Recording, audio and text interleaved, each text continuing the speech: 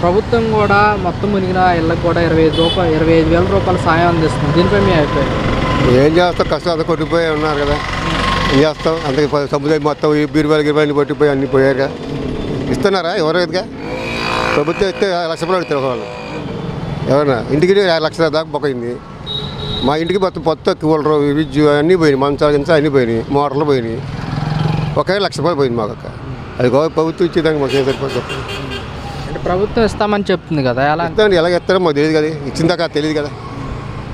ఎందుకో ఇస్తే అది వాళ్ళకి తెలియాలి. అది అందించడం మీకు ఎలా అనిపిస్తుంది? ఇస్తే మంచిదే, ఇబ్బంది మంచిగా ఉంది. అలాగే సగం మునిగిన ఇళ్ళకు కూడా 10,000 రూపాయలు ఇస్తామా? ఇస్తా అంటున్నారు, ఇవ్వలేదు కదా ఇంకా. ఇస్తా అది ₹1,00,000 ఇస్తే బాగుంటుంది. చాలా వరకు పోయాక చూశారు అందరికీ, ప్రపంచం మొత్తం మంచాలు ఎత్తిపోయి రాయపేట మాది అన్ని కొట్టిపోయి కూరలు నడిచి వస్తున్నాం. బస్సులకి 25,000 సరిపోవంటారు, ₹1,00,000 ₹1,00,000 1,00,000 దాకా పోయింది. ₹1,00,000 ఇస్తే మంచిదే. మామూలుగా 50,000 ఇస్తే మంచిది. అది అంటే ఈ వరదల సాయంలో కూడా రాష్ట్ర ప్రభుత్వం కానివ్వండి, చంద్రబాబు నాయుడు గారు కానీ సహాయ చర్యలు ఎలా ఉన్నాయంటే ఏం చెప్తారు? అన్నీ బాగానే ఉన్నాయి. కొన్ని పర్లేదు, బాగా బయట వచ్చి చేస్తున్నారు. వాళ్ళు ఏం చేయలేదు, వాళ్ళు చేసేది ఏం లేదు అక్కడ. సాయిబాబా వాళ్ళు వచ్చేస్తున్నారు, వీళ్ళు వచ్చేస్తున్నారు, కూరలు అందిస్తున్నారు. కింద అందరికి అందట్లా కింద పారేస్తారు. కింద పారేయడం వెళ్ళిపోవడం, ఇంటింటికి ఇవ్వట్లేదుగా. గవర్నమెంట్ ఇచ్చింది, రేషన్ ఇచ్చింది, 25 కేజీ రేషను, బంగాళదుంప, ఉల్లిపాయలు ఇచ్చేది.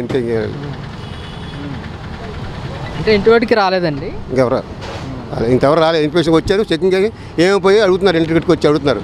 చెప్తున్నాం అంతే, చేసి ఇస్తాము అంటున్నారు. అంటే ఇంతవరకు ఏమీ రా ఇవ్వాల. మరి ఇదే పరిస్థితిలో వాలంటీర్ వ్యవస్థ కనుక్కుంటే ఎలా ఉండేది? బాగుండేది. వంటలు లేదుగా ఇప్పుడు. వాలంటీర్లు ఎవరు లేరుగా. మా వాలంటీర్ పోయింది, రాజమ్మ వేసి వెళ్ళిపోయారు. ఎవరో ఒకరు ఉన్నారు, ఒక్కొక్కరు ఉన్నారు. 200 మందికి 10 మంది 20 మంది ఉన్నారు. అంటే వాళ్ళు ఉంటే కనుక ఎలాంటి సేవలు అందించేవాళ్ళు? ఇంకా బాగా అందించేవాడు. ఇంకా వాళ్ళు లేక కదా ఇప్పుడు. మీకు ఎలా ఉంది, ఇబ్బంది అవుతుందా? మరి ఇబ్బంది బాగా. వాటర్ క్యాన్ కానీ ఒక్క క్యాన్లు అవి వస్తున్నాయి, అవి ఇస్తున్నారు, సరిపోతుంది. ఒకరికి 10 మంది లాక్కుంటున్నారు. అందుకే అంతకేముంది, ప్రతి గొర్రెలు లాగేసుకుంటున్నారు. ఇక తీసుకెళ్తే 2 రోజులు వస్తాయి, మళ్ళీ రావాల్సింది ఇక్కడికి నడుచుకుంటా.